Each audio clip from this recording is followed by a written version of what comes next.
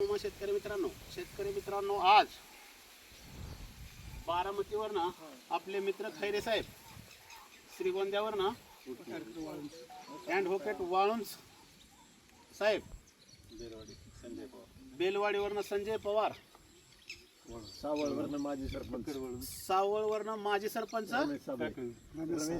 रमेश साबळे टाकडीवरनं फक्कड वाळूंचे सरपंच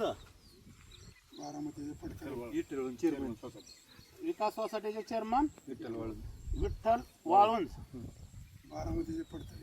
बारामतीचे फरतडे आपले शेतकरी बांधव नाना ऊस तंत्रज्ञान संसारवरनं काळे पाहुणे नाना तंत्रज्ञानाचा ऊस प्लॉट बघायसाठी आले ती तर ती सांगतेली 6 फूट जोडवळ 12 फुटे पटास 1.25 फुटावर रोप अशा पद्धतीने माझा लागण्याचा पॅटर्न असतो.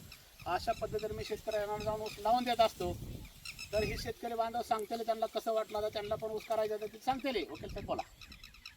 मी ॲडव्होकेट वाळूंज टाकळी तालुका श्रीगोंदा जिल्हा अहिल्यानगर.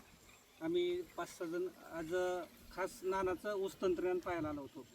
तर इथे येऊन पाहून बरं वाटलं, कारण ऊसाची जी फुटव्याची संख्या आहे ते चांगली आहे.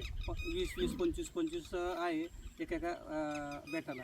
आणि 2 ह्याच्यामधील अंतर त्यांनी 12 फूट ठेवले. त्याच्यामुळे हवा खेळती राहते आणि पाण्याची फार बचत होती, पाण्याची खताची.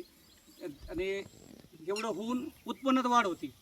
हे नानाचं तंत्रज्ञान एकदम चांगलं आहे. आता आम्ही त्यांचं मार्गदर्शन घेण्यासाठी तिथं आलो होतो. पाहून समाधान वाटलं. जिममध्ये आमची ओळख झाली आणि नानासाहेबांची अशी चर्चा झाल्यानंतर या शेतीत ऊस तंत्रज्ञान नानांचं पाहण्यासाठी आम्ही रमेश साबळे आबा, फडतरे, काळे आम्ही 4 जण आणि संजय पवार 5 जण आम्ही बघण्यासाठी आलो. आणि खूप समाधान वाटलं की रोपांची संख्या. पण आता नानांची इथं पाणी कमी पडल्यामुळे नाना म्हणले ऊस जरा हे झाला, पण तरीसुद्धा नानांचं तंत्रज्ञान अतिशय सुंदर आहे आणि सर्वांनी पाहावं अशा प्रकारचं आहे आणि पाहून समाधान वाटलं. धन्यवाद.